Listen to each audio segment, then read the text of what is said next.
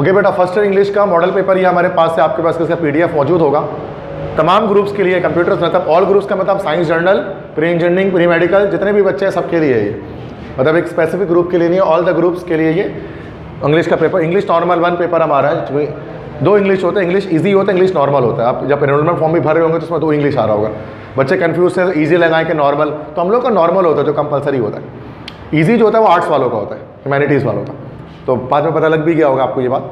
तो English normal का paper है पार्ट 1 का, इसको यहाँ पर हम सॉल्व करेंगे। इसके सेक्शन ए में हमारे पास 20 MCQs है बेटा, ये 20 MCQs हैं। 5 मैंने बताया था, 5 जो है वो प्रोज से होंगे, 5 पोम्स है, 5 प्लेस है और 5 ग्रामर से। तो शुरू में ग्रामर से MCQs आ रहे हैं, तो देख लें किस तरह के आ रहे हैं। सबसे पहला MCQs, identify the verb that is not regular. Regular verb क्या होता है? जिसमें ED आता है एंड में, जिसमें ED नहीं आता वो इरेगुलर होता है, तो हमें इरेगुलर वर्ब ढूंढना है। एक्सप्लेन की सेकंड थर्ड फॉर्म करेंगे तो क्या एक्सप्लेन हो जाएगा, तो ये इरेगुलर है। अटेंड की क्या हो जाएगी? अटेंडेड।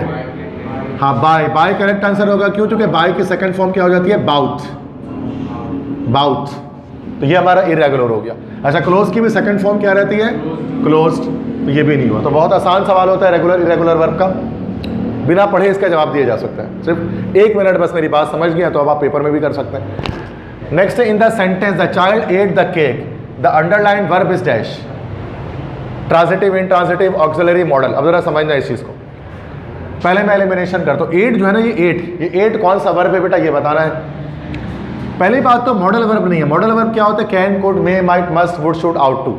आज मैं इस पर डिटेल्स क्लास भी लेने वाला था, लेकिन आज हो नहीं पा रही। आज तो मॉडल वर्ब, आज हम पूरा पेपर देख रहे हैं। मॉडल वर्ब हमने एक्टिव पैसिव में भी मैंने आपको बताया था, can, could, may, might, must, ये सब होता है। तो ये सब 8 तो मॉडल वर्ब नहीं है।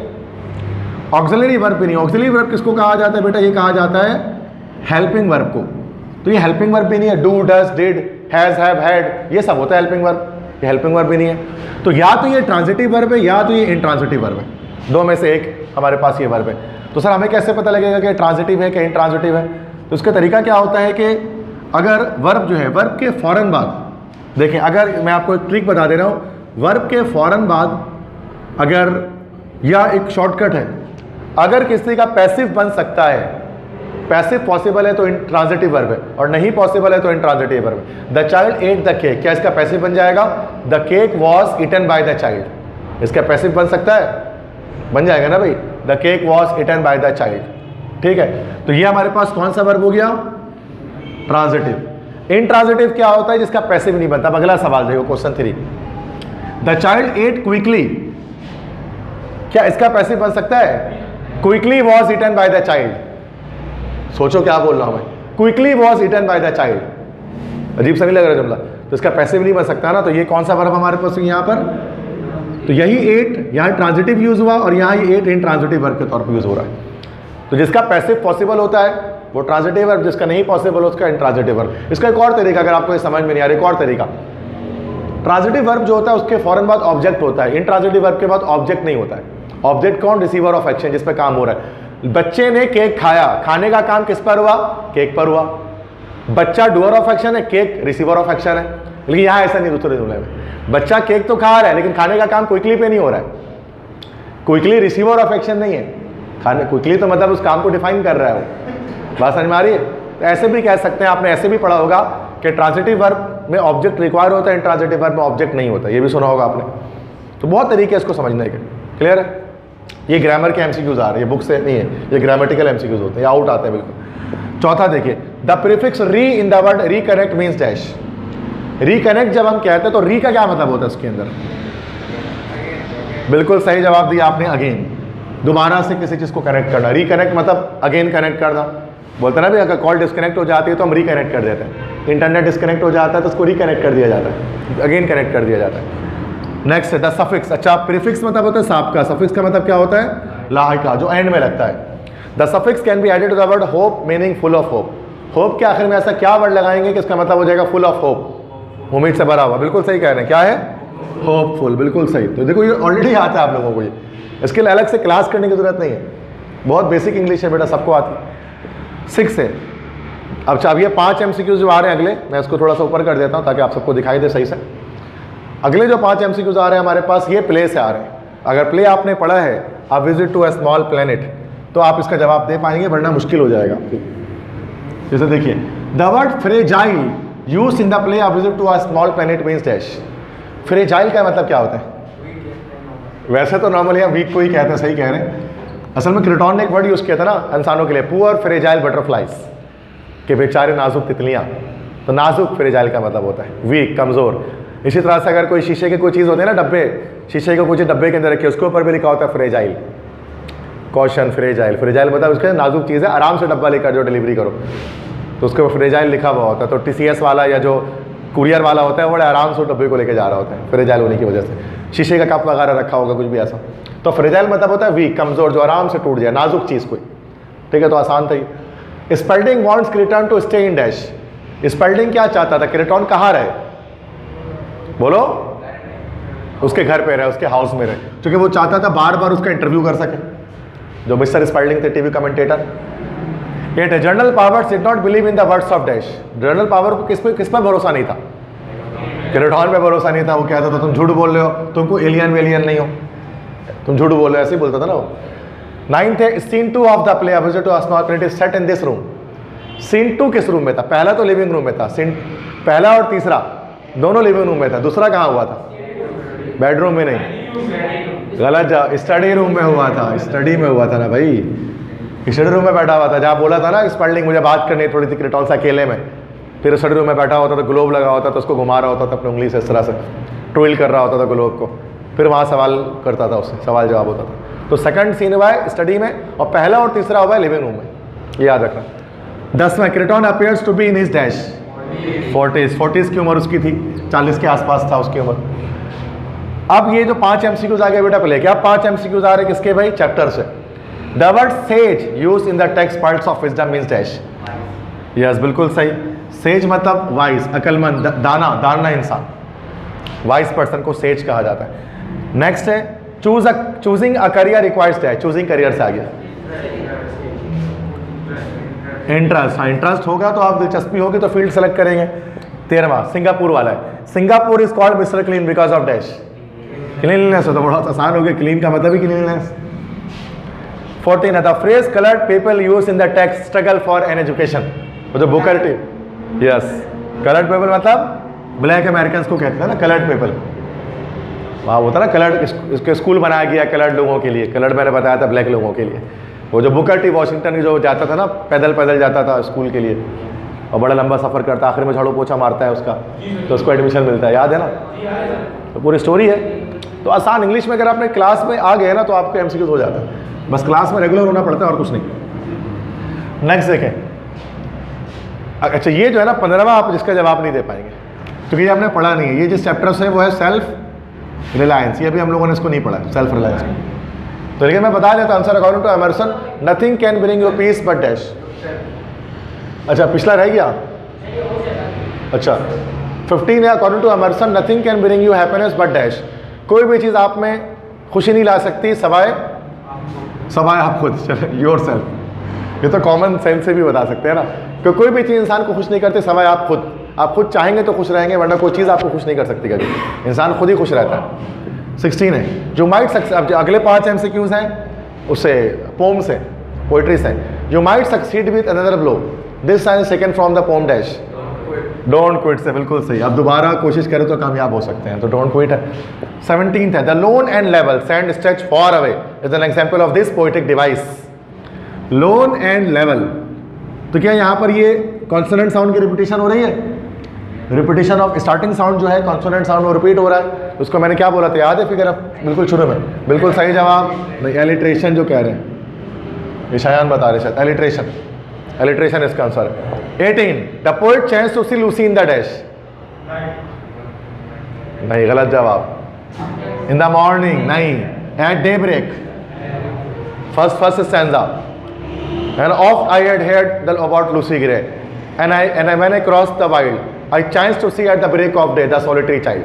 मैंने पहले स्टैंजा बताया ना था, अक्सर मैंने सुन रखा था लूसी ग्रे के बारे में, और जब मैंने जंगल को पार किया तो मुझे सुबह के वक्त देखने का मौका मिला उस अकेली बच्ची को। तो ब्रेक ऑफ द डे मैंने बताया था कि ब्रेकफास्ट जिस वक्त करते हैं सुबह का टाइम, तो ब्रेक ऑफ डे का मतलब होता है मॉर्निंग, सुबह के वक्त देखा था उसने। 19, in trees and man good timbers dash. Good, yes बिल्कुल, गुड टिम्बर्स ग्रो, ये लाइन है हमारे पास गुड टिम्बर की। 20 है, the shepherd of the abbot of Canterbury brought this thing for him and for King John. अच्छा, ये बिल्कुल एंड की लाइन है, एंड की लाइन है, बिल्कुल आखिरी स्टैंजा है कि जो गडरिया था, चरवाहा था एबट ऑफ कैंटरबरी का, वो बादशाह जॉन से क्या लेकर आया था उसके लिए एंड में? पार्डन लेकर आया था, बिल्कुल मुआफ़ी लेकर आया था ना। उसने बोला था जा जाके बोला अपने मालिक से कि खुद तुझे बादशाह ने माफ़ कर दिया, बैक पार्डन लेकर आया था ना, माफ़ीनामा, कि जा माफ़ कर दिया, वो तेरा सर कलम नहीं करेगा। वो पढ़ा था ना, बहुत लंबी नज़म थी एबट ऑफ कैंटरबरी, 3 सवाल 3 जवाब वाली। सही है, 20 है तो बहुत आसान थे, मतलब खुद से ही अगर आप 15-16 तो आप खुद से ही बता देंगे, मतलब बाकी के लिए थोड़ी मेहनत चाहिए होगी। 15-16 भी अगर आ रहे खुद से करने में तो बहुत MCQ सही हो जा रहा है यार, और कितने तो बहुत होते हैं ना यार, बाकी आप थोड़े पढ़ेंगे तो हो जाएगा। अब बात देखो, मैंने बताया सेक्शन बी यार, उसके बाद सेक्शन बी की बात करते हैं। सेक्शन बी हमारे पास क्या है कि सेक्शन बी में मैंने आपको बताया था कल कि B1 B2 2 पार्ट में डिवाइड कर दिया गया है हमारे पास इंग्लिश को, B1 B2 2 सब सेक्शन में। 6 करना है B1 से और 4 करना है B2 से, याद है आपको? अब B1 में हमारे पास प्रोज, पोइट्री, नॉवेल सबसे आ जाए आगे, नॉवेल मतलब प्लेस। अच्छा, अब इसमें सॉरी ये सेकंड ईयर का आ गया हमारे पास, सॉरी रिवर्स चल रहा है, उल्टा चल रहा है ना इसमें, मतलब MCQs बाद में आ रहे हैं PDF में और क्वेश्चन आंसर पहले आ जा रहे हैं, देखा है ना आप लोगों ने, ऐसे ही हो रहा है इसमें। ये है ना फर्स्ट ईयर का। अब देखिए, अब इसमें हमारे पास देखा जाए तो शुरू के 4 क्वेश्चन, ये 1 से लेकर 4 तक मैंने आपको बताया किससे हमारे पास है, ये प्रोज से हैं, चैप्टर्स हैं। फिर 3 सवाल अगले कौन से हमारे पास हैं, पोइट्री से हैं, पोम से हैं, और आखिरी के 3 सवाल किससे हमारे पास हैं, प्ले से हैं या ड्रामा से हैं, जो भी आप। तो मैंने आपको ट्रिक बताई थी कि अगर आप पोइट्री और प्ले कर लो तो 6 सवाल आपके निकल जाए, आपको प्रोज करने की नीड नहीं है, ये बताया था ना मैंने। तो ये तो ऐसा ही है, हाँ नहीं मैं मतलब चैप्टर्स छोड़ दें, प्रोज छोड़ दें, क्योंकि चैप्टर्स में बहुत सारे सवाल हैं और चैप्टर है भी बहुत सारे, तो प्ले तो एक ही है, एक ही कहानी, उससे 3 सवाल निकल गए।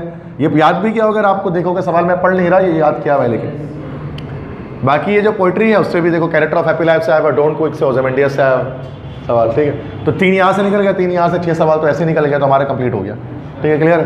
तो ये प्रोज एक भी नहीं करो आप, चैप्टर सारे छोड़ दो, अगर ये याद किया तो करना भी नहीं याद आगे, ये बस याद कर लें पोइट्री और प्ले, तो 6 सवाल मस्त निकल गया आपका, 100% निकल गया, ठीक है, क्लियर है। तो ये पैटर्न आसान कर दिया, पहले ऐसा नहीं था, पहले 2 प्रोज से करो लाजमी, 2 पोइट्री से करो लाजमी, 2 प्ले से करो लाजमी, जैसे मिड टर्म में आया था पैटर्न, लेकिन अब ऐसा नहीं रहा, चेंज कर दिया, आसान कर दिया पैटर्न। असमें आसान पैटर्न आसान करने की वजह भी शायद यही है क्योंकि बच्चे ना फेल बहुत सारे हो रहे थे ना भाई फर्स्ट ईयर के अंदर, और बहुत सारे बच्चे कराची बोर्ड से ज़ियाउद्दीन बोर्ड में ट्रांसफ़र कर रहे थे, तो हाँ बहुत सारे बच्चे मेजोरिटी ट्रांसफ़र करी थी यार कि कराची बोर्ड का पेपर तो बड़ा मुश्किल आता है, इसलिए उन्होंने पेपर का पैटर्न आसान कर दिया। केमिस्ट्री में भी आपने देखेंगे जो AB का पोर्शन था वो सही फ़रूख ने जो पहले बता दिया था कि AB का पोर्शन हट गया, अब सिर्फ लाइन से 1 2 3 4 करके सवाल आया हुआ, तो अब बहुत आसान हो गया देखा जाए तो। हाँ वो कॉलेज में बताया गया तो उन्होंने क्लास में मुझे बताया था, बिल्कुल सही कह रहे, कॉलेज से ही पता लगा हो तब भी हो जाएगा ना, तो आसान किया गया है ताकि इजली नंबर आ जाएं, वरना पहले क्या होता था कि बच्चे बहुत फेल होते थे, सुना होगा फर्स्ट ईयर में बहुत फेल होते थे बच्चे, तो अच्छी बात है आपके लिए आसानी हुई है, गुड लक है आपका ये। अब आ जाते हैं ग्रामर पोर्शन में आते हैं बेटा, सेक्शन B2 ग्रामर में 4 क्वेश्चन अटेम्प्ट करने। अच्छा इसमें जो है ना अभी बात करते हैं इसके ऊपर, अभी फिलहाल ये मॉडल पेपर कंप्लीट कर लें, ओके। B2 में क्या है, अच्छा इसमें स्पॉट डायरर को ना थोड़ा सा चेंज करके लिख दिया गया, और आप देखेंगे ना स्पॉट डायरर की जगह ये लिख दिया गया है, proof read the following passage and re right it. Proof reading करना किसे कहते हैं, अगर कोई गलती है तो उसको प्रूफ रीडिंग होती है ना बेटा, उसको करेक्ट करके दोबारा से लिख देना है। तो मैं देख लेता हूँ उसमें क्या गलती है। I am going at the store to bring bread butter eggs and milk.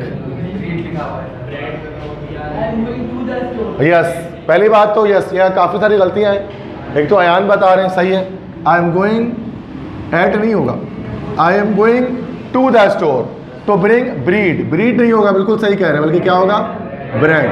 अब ब्रेड के बाद क्या आएगा, कॉमा आएगा, बटर के बाद भी कॉमा आएगा, एग्स एंड मिल्क। आगे देखते हैं, I will be back in just an our. एक मिनट देखते हैं कहाँ पर। ओके देख लेते हैं इसको अभी। आई विल बी बैक, एक मिनट उसको कंप्लीट कर लेते हैं। I will be back in just an hour, in just 1 hour. 1 hour की जगह क्या हो जाएगा, सही कह रहे हैं, in just an hour do you want. अच्छा इसके बाद फुल स्टॉप आ जाएगा ना, जो जुमला चेंज हो रहा है। I will be back in just an hour. अब यस डू में डी कैपिटल हो जाएगा। Do you want to come with me, क्या आप मेरे साथ आना चाहते हैं। उसके बाद क्वेश्चन मार्क आ जाएगा और आई आस्क्ड माई फ्रेंड। इसका मतलब क्या हो गया कि ये रिपोर्टेड स्पीच आ गया। तो क्या होगा, यहाँ पर इन्वर्टेड कॉमास आएंगे और यहाँ पर भी इन्वर्टेड कॉमा आएगा और उसके बाद क्या आ जाएगा, कॉमा आ जाएगा, फिर आएगा I asked my friend full stop. अब जो ये तो मतलब इसको क्या करना है, जुमले को दोबारा से सही करके लिखना है। एड की जगह पे टू, ब्रीड की जगह पे ब्रेड, कॉमा लगाना है, यहाँ फुल स्टॉप लगाना है, 1 को एन करना है, डी को कैपिटल करना है, फिर रिपोर्टेड स्पीच को इन्वर्टेड कॉमास के अंदर डालना है, लास्ट में क्वेश्चन मार्क लगाना है और उसके बाद कॉमा लगाना है।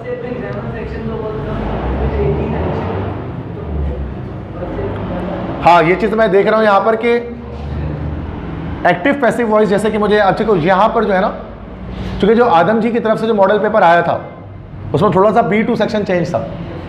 अगर आपने देखा है जो कॉलेज की तरफ से आया था, ये थोड़ा सा B2 चेंज कर दिया गया। जो ऑफिशियल मॉडल पेपर, ये ऑफिशियल मॉडल पेपर है जो कल तमाम बच्चों के पास आए, ठीक है। तो ये उसमें थोड़ी सी चेंजिंग है, तो इसी को हम फाइनल समझ के करेंगे। यही फाइनल है, इसके मतलब पिछले जो कल मैंने बताया उसको थोड़ा सा रिजेक्ट करेंगे, इस तरह से तैयारी करनी। वहाँ स्पोर्टिंग एरर मैंने क्या बताया था, अलग अलग सेंटेंस करके आएगा, लेकिन यहाँ पर पूरा एक पैराग्राफ आ गया जिसको प्रूफ रीड करना है। नेक्स्ट देखो, इंसर्ट सुटेबल मॉडल वर्ब। ये तो आज मुझे पढ़ाना था लेकिन अभी फिलहाल मैं आंसर कर लेता हूँ। ही dash play tennis very well when he was young. Past ability, past ability को कौन सा मॉडल वर्ब शो करता है? नहीं, एक होता है कैन, कैन शो करता है प्रेजेंट एबिलिटी को, और कुड शो करता है पास्ट एबिलिटी को। He could play tennis very well, वो बहुत अच्छे से टेनिस खेल सकता था। कैन मतलब सकता हूँ, कुड मतलब सकता था। आई कैन प्ले टेनिस, मैं टेनिस खेल सकता हूँ। आई कुड प्ले टेनिस, एक मिनट में 1 बाय 1, काफ़ी लंबी मतलब पूरे 1 घंटा इसी पे लगाना है तो स्लोली करेंगे। अब कुछ बच्चे वीडियो देखते हैं ना तो थोड़ा स्लो पढ़ते हैं, हर बच्चा इतना फास्ट नहीं पढ़ पाता, तो उसके लिए स्लो स्लो चलेंगे। बी है you dash use mobile in a exam hall. Prohibition, prohibition मतलब रोकना है, रोकने के लिए क्या यूज करते हैं, तुम नहीं यूज कर सकते। बेहतर ही ये यूज किया जाए, you can't use, you can not use mobile in the exam hall. Prohibition के लिए कैन नॉट यूज करते हैं ना, कि तुम ये नहीं कर सकते।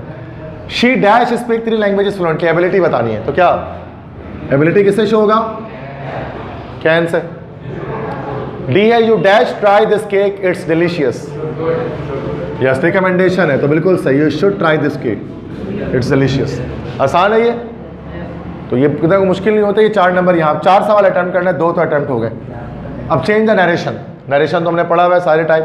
Please turn down the music my roommate set, तो उसका क्या हो जाएगा, इसको अगर मैं यहाँ पर कन्वर्ट कर दूँ तो प्लीज टर्न डाउन, प्लीज आ गया तो रिक्वेस्टेड, तो क्या हो जाएगा, माई रूम मेट, रिक्वेस्टेड हो जाएगा बेटा, requested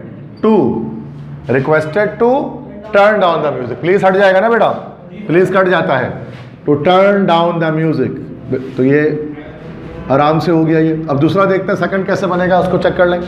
the teacher asks the students can anyone tell me the capital of Italy, तो द टीचर आस्क्स, आज तो ऑलरेडी लगा दिया, उसको ऐसे छोड़ देंगे, क्या हो जाएगा, the teacher asked the students, the teacher asked the students, उसके बाद कॉमा हटेगा। अब देखो कैन आ गया, मॉडल वर्ब मतलब कन्फर्मेटिव आया तो कॉमा हटेगा, तो क्या लगेगा, इफ के बाद क्या लगेगा, कैन, कैन कहाँ चले जाएगा, एनीवन के बाद, इफ एनीवन, कैन किस में चेंज जाएगा, कुड टेल। अब मी कौन सा पर्सन, फर्स्ट पर्सन, किससे चेंज होगा, टीचर से, सब्जेक्ट से। टीचर में ही शी दोनों हो सकता है, कुड टेल हिम लगा देंगे तो मी ऑब्जेक्टिव केस है और ही का ऑब्जेक्टिव केस हिम हो गया। हिम के बाद बाकी पूरा ऐसे ही रह गया, द कैपिटल ऑफ इटली, और लास्ट में क्या आ जाएगा, फुल स्टॉप। क्लियर है, पढ़ा था ये हमने ऐसे। C Hussain said wow I have got the job, अब ये हमारा एक्सक्लेमेटरी है, यस एक्सक्लेम में जवाई नहीं, वाओ से शुरू हुआ ना, एक्सक्लेम विथ खुश है ना जॉब में। हाँ वैसे तो हाँ, आई हैव गॉट द जॉब, तो जॉय ही होना चाहिए वैसे इसमें, कॉमन सेंस के लिहाज से, क्योंकि आई हैव गॉट द जॉब, मुझे जॉब मिल चुकी है, तो खुशी है, हैप्पीनेस ही लगाना चाहिए। तो ये हो जाएगा Hussain exclaimed with joy that के बाद क्या, अब वो हट जाएगा, I have got the job, I की चेंज हुआ किससे, हुसैन से, that he had got the job. सही है, क्लियर है, समझ में आ गया, फुल स्टॉप लगेगा। एंड आखिरी देखो, let's go to the beach this weekend, he said to his family. Let's से आगे तो अर्ज हो जाएगा ना, ये अर्ज इंपेरेटिव है, तो he urged the family to, let's हट जाएगा, to go to the beach, this किस में चेंज हो जाएगा, दैट वीकेंड। बहुत आसान थे ये सारे, 4 नंबर यहाँ पे आ गया आपको। 1 2 3, एक सवाल और अटेम्प्ट करेंगे, एक सवाल और अटेम्प्ट करेंगे तो हमारे पास जो है वो ये ब्लैंक्स कंप्लीट हो जाएगा, तो ये मतलब सेक्शन बी कंप्लीट हो जाएगा। ठीक है, तो fill in the blanks by selecting the appropriate word in the box. ठीक है, तो अब ये जो मैट्रिक 9 10 में आता था, सेम वही वाला सवाल है ये, कि बॉक्स से चुन के फिल द ब्लैंक्स कर देने, बड़ा आसान होता था ये। पहला था new policy will dash all the employees, E वाला के ए वाला, ए वाला बिल्कुल वर्ब लगेगा, बिल्कुल सही जवाब, वर्ब लगेगा। अफेक्ट, क्योंकि वर्ब लगाना है, ई वाला नाउन होता है, इफेक्ट होता है वो। The scientist studied the dash of climate change on polar bears, अब ये इफेक्ट हो जाएगा, बिल्कुल सही जवाब। नेक्स्ट है the teachers words had a profound dash impact, बिल्कुल सही, इम्पैक्ट ऑन द स्टूडेंट्स। और आखिरी वाला तो पहले ही पता लग गया, threat, climate change poses a serious threat to coastal region. आखिरी वाला तो ऐसे ही पता लग जाता, जो बच गया वो लग गया। 9 10 में किया था आप लोगों ने ये, ओके। उसके बाद आगे नेक्स्ट हमारे पास है do as directed. Do as directed में क्या है, जो ब्रैकेट में लिखा, अच्छा 4 सवाल देखो हमारे कंप्लीट हो गए, आप ये छोड़ सकते हैं, लेकिन चूंकि मैं तो मॉडल पेपर सॉल्व करो, दैट्स वाई मैं इसको सॉल्व कर देता हूँ, चूंकि पूरा सॉल्व करो पेपर में, वैसे इसको छोड़ सकते हैं, चूंकि 4 सवाल तो निकल गए। देखते क्या पता आपको ज़्यादा आसान लगे ऊपर किसी सवाल से, तो आप ये अटेम्प्ट कर लेना। The chef prepared a delicious meal, change the voice, तो क्या हो जाएगा इसमें, a delicious meal, prepared past indefinite का पैसिव, तो क्या हो जाएगा, बिल्कुल सही, was prepared by the chef मतलब बावर्ची। If I won lottery complete the sentence. अच्छा देखिए, ये जो है ना, ये हमारे पास कंडीशनल सेंटेंस है, अगर आपने कंडीशनल सेंटेंस किया होगा तो फिर बनाएंगे।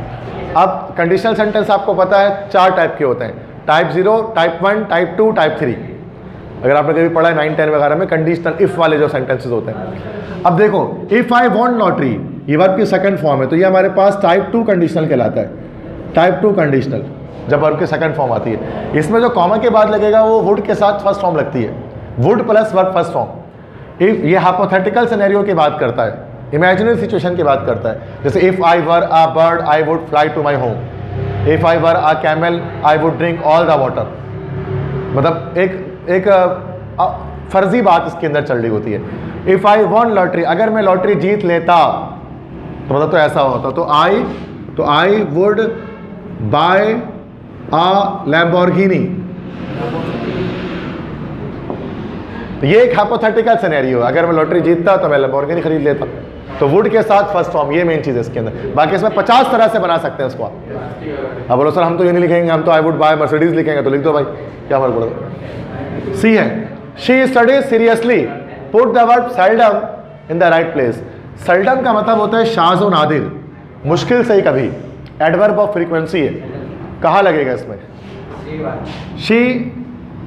अच्छा, सेल्डम को जो वर्ड आता है ना, तो वो हमेशा सब्जेक्ट के बाद आता है, तो ऐसा होगा, शी सेल्डम स्टडीज सीरियसली, वो मुश्किल से ही कभी संजीदगी से मुताला करती है, संजीदगी से पढ़ती है। तो सेल्डम मतलब मुश्किल से ही कभी, हार्डली एवर, शाज़ व नादिर, ना होने के बराबर, सेल्डम। सही है। Last, the word the road was blocked, we took another route, make a compound sentence. अब ये अगर आपने सेंटेंसेस के टाइप पढ़ी है कभी स्कूल लाइफ में अपने। सिंपल सेंटेंस होता है, कंपाउंड सेंटेंस होता है, कॉम्प्लेक्स सेंटेंस होता है।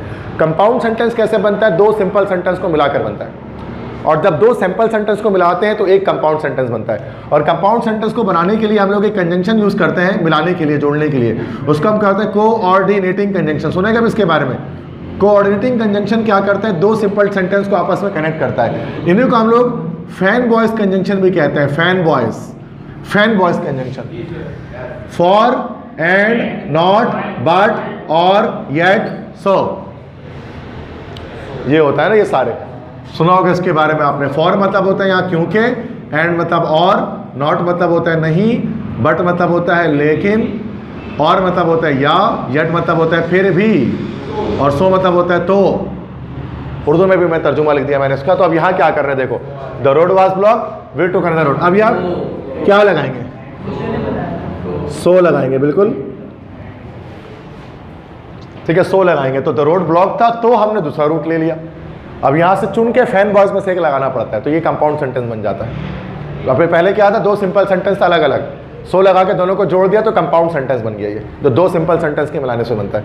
सिंपल टेंसेस बाद जो सिंपल सेंटेंस के जो अपने पूरे मुकम्मल मानी देता है, एक वो सेंटेंस। ठीक है, क्लियर? नहीं, बिकॉज नहीं, बिकॉज हमारे पास सब ऑर्डिनेटिंग कंजंक्शन होता है, वो हमारा कॉम्प्लेक्स सेंटेंस में लगता है। यहाँ फॉर लगेगा। जी बेटा बोले।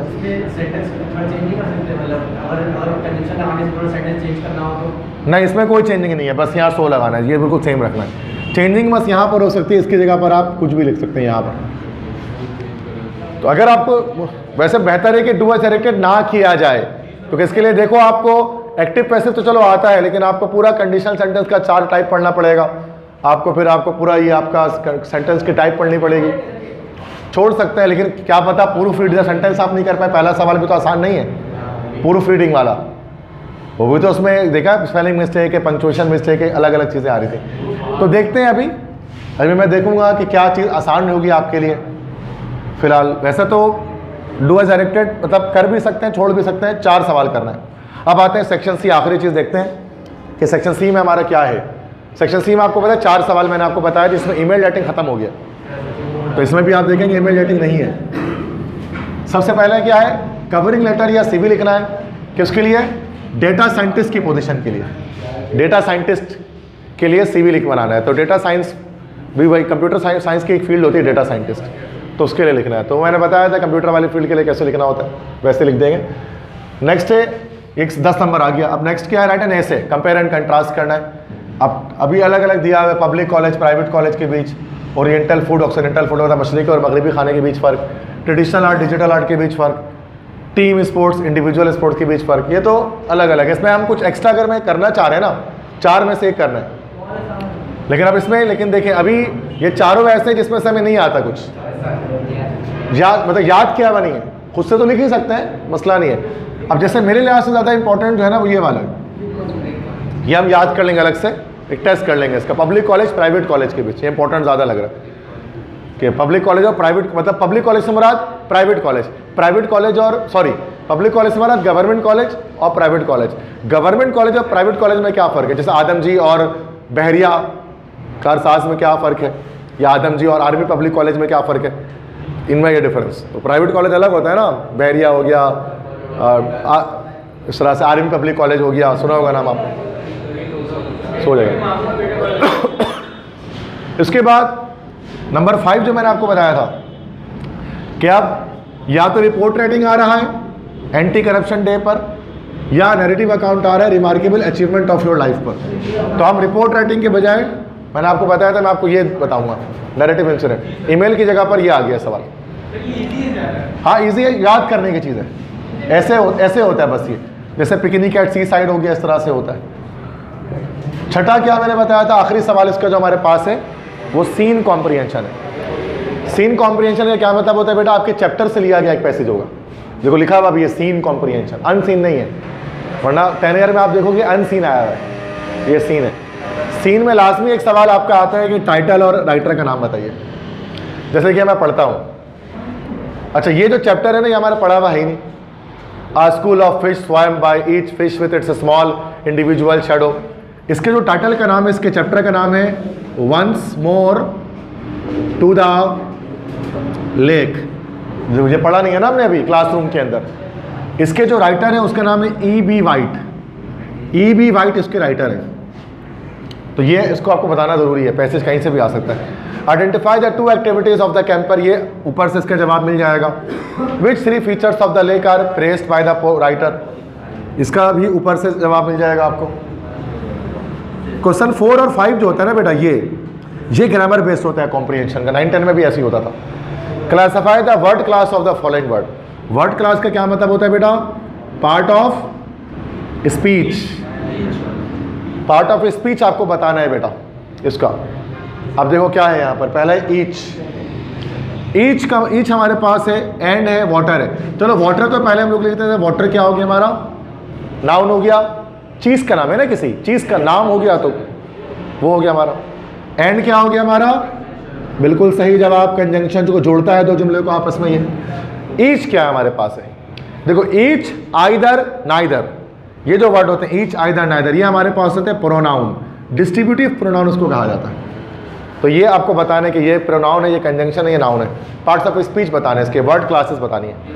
लास्ट क्वेश्चन क्या? डिफाइन द फॉलोइंग फ्रेज, इनकी डेफिनेशन बतानी है। जैसे अ school of fish. A school of fish मतलब मछली का स्कूल नहीं, मछली स्कूल कहाँ पढ़ती है? अ स्कूल ऑफ फिश का मतलब होता है अ कलेक्शन ऑफ फिश।